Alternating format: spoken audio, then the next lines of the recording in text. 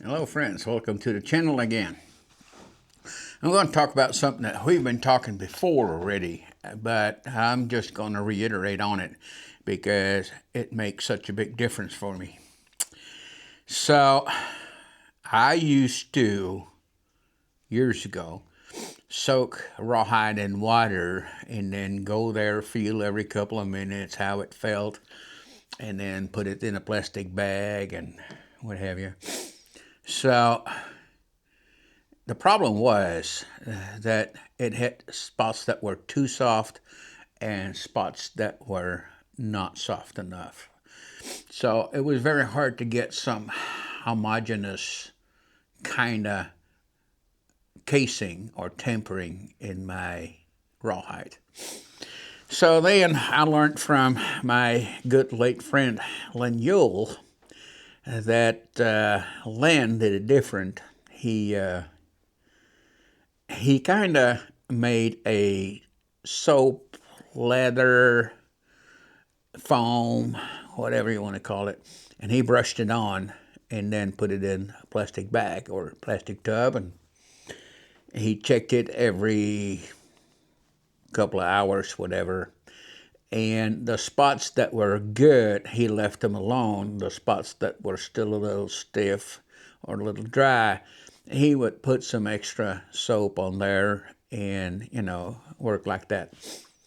And that worked way better than before. And then on the Rawhiders Gathering Facebook page, there was a lot of talk about humidifiers for a while. And so I made a humidifier where you take like a plastic tub or a big plastic container, you put some mesh right there and some bricks or stones or whatever to keep the mesh up, put a little water on the bottom, and that mesh kind of kept your rawhide up so it didn't lay in the water. That worked really, really, really good. So for years, what I did was I soaked my rawhide. I didn't soak it, but I soaked it. And I would put it in my humidifier. Now, sometimes when it stayed in there a little bit too long, like more than a week, whatever, it would start to grow mold. And then we started adding all kinds of stuff to the water, and that kind of made it better again, but then it made the rawhide stink. So anyway, a couple of years ago, my friend Randy Roberts is telling me he's got a new way, which is you got a plastic container, plastic tub, whatever, and you got a towel. Now, depending on thickness of what I am going to be working with, I use either an old kitchen towel or I may use bath towel or whatever. The bath towel will hold more water than the kitchen towel. So anyway, I dunk it in water and then I wring it out really good. And then, like just right here, I put my damp towel on the top, and I use a lid. Randy doesn't use a lid, but I use a lid anyway. And then your strings are just laying there. Now, on this tub, as you can see, it's just laying in there. On this tub, this string is a little thicker, so I got a little more moisture in there, and I got a little piece of towel at the bottom to make sure that the moisture doesn't drip to the bottom and makes wet spots that will become soggy spots.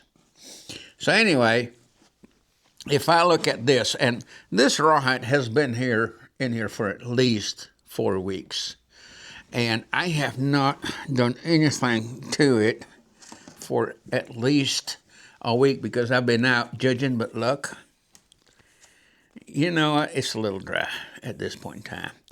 But if I just take my spray bottle and put some water on the towel, or I take the towel to the kitchen and just dunk it in the water again, and just put it on there for a night or something. It'll be perfect.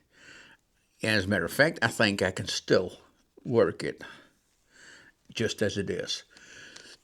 But it's a little bit on the dry side. But then again, another thing that our late friend Len Yule used to say is better to work on the dry side than it is on the too wet side. Anyway, so it will get your string pretty good and ready to braid. Keep it in there for a long time. And as you can see, no molt whatsoever. And like I said, I think I cut this at least 4 weeks ago, if not 5 weeks ago. No traces of molt whatsoever. So I hope this helps somebody. And have fun in the shop, y'all. If you like what we're doing, hit the like button, hit the subscribe button. If you got any questions, you can put them on the comments below. And I'll see you soon.